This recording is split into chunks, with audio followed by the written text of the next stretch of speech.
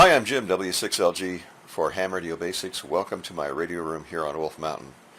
If there's one topic I really enjoy talking about, and that's working DX, and I'm passionate about it, and for me it's been a lot of fun for over 50 years, in fact, 53 years. And it doesn't take a huge station to work DX, and it doesn't take a lot of money, and you can have a lot of fun with a very modest station. And probably some of your neighbors can tell you that from their own experience, and that would be one of the people that if you're new to ham radio, get to know the local DXer, see what he has up, what he does, what time is he on, what is he working, take him to lunch, take him to coffee, get as much information out of him as you can, because it's all good. The more you know, the better chance you have at working DX. One of the things that I think stumps some people is they think that they have to have some huge tower. And in fact, there's a guy on 20 meters who often says, well, you need to have your antenna at 103 feet on 20 meters, and you need 6 elements. And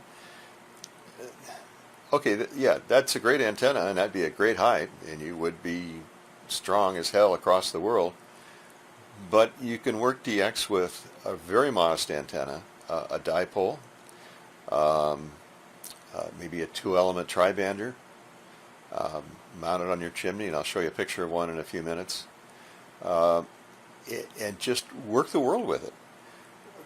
There is a skill to doing it, and the skill is not getting onto a DX, and I hate these things, a DX net, and putting your call sign in, waiting for your turn to work a guy in Japan. That's not working DX. That's being spoon-fed DX. A DXer listens, and listens some more, and learns about propagation, knows when the band is going to be open to certain parts of the world, and that's constantly changing. As a quick story, a neighbor of mine, I came across him on 20 meters one night. This was in the middle of winter, calling CQDX, and so I said, Frank, what are you doing? Band is dead. Well, he said, but a few months ago I was working Europe at this time. Well, that was a few months ago. The sun moves, the gray line moves. That's something to research. So propagation changes, and what might have been good 8 weeks ago is not good today. It's in a constant state of change, but you can follow that change. And after you've been on the air for a long time, if you keep a log, which I'd recommend you do, and maybe some notes in your log about what time you worked a given station, there's a pattern that develops. And while I'm primarily a 20-meter guy, 15 meters is not a band that I'm all that familiar with. and there's a reason for that. I just don't have anything up for 15 right now. I had a 4-element monobander. We took it down. Decided to concentrate on 20 meters as we're heading into the bottom of the sunspot cycle. But having said that, there's still going to be tons of DX on 15 meters. 10 meters, that's going to be a bit of a push unless you're going across the equator. And I think that's a pretty good example of sort of a misconception. And part of that is, I was talking to a neighbor guy, and he said, well, I was on 10 meters and I was working Europe all day long with a vertical and 100 watts. Well, that was true at the peak of the sunspot cycle. Where we are right now is we're on the downside. This is 2016. We have probably 4 more years to the bottom. 10 meters is not going to be so great. 40 meters is going to be terrific. I talked to a local guy. He has a sloper up on 80 meters. He's been working Europe like crazy. Sloper, what could be easier? He's got a mast on one end, and it's basically a kind of a vertical dipole on an angle, and he's working Europe all the time. And from here, that's a tough thing. His passion is 80 meters and 40 meters, and so he knows those bands really well. So if I wanted to learn about working DX on 75 or 40, I'd go talk to John, because John knows about it, and I don't. But he'd probably come to me if we wanted to talk about 20 meters, since that's the band that I'm on all the time. And I probably spend 99% of my time tuning 20 meters, and it's not transmitting, so I'm constantly listening. I'm running out of time. I'll look at the clock. I'm already 7 minutes into the video. It seems like I just started. A couple of quick points. You need to listen, listen, and listen. You need to keep a log about what time you're hearing things. Don't rely on DX nets. To me, they're just a waste of time, and that's not working DX. And as far as I'm concerned, it shouldn't count for working DX. Do learn about propagation. Look at the NOAA website for the solar flux A and K index, and if you don't know what that is, go to eham.net. On the left-hand side, down the column, it says propagation. Click on that. Start looking at those numbers. It's not 100% that those numbers are going to tell you what conditions are like, but if there's been a coronal mass ejection or some disturbance, that'll give you a clue. There's going to be a time when you, and here's what I mean, there's going to be a time when you turn on your transceiver, the band is dead. There's just nothing. And you think, well, did my antenna break? Or what's going on? Is my coax shorted?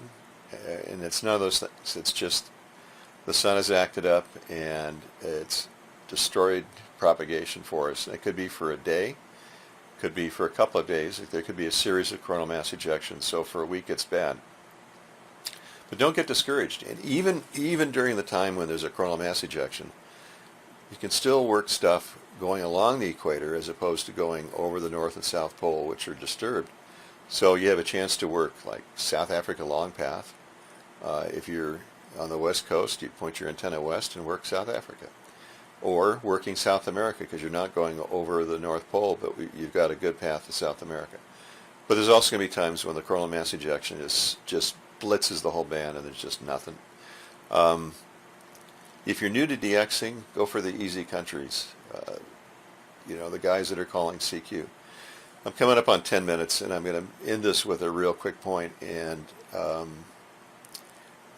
good example of a guy that has a tremendous signal out of Scandinavia day after day after day after day is SM5BUS. And if you tune 20 meters, you more than likely heard him.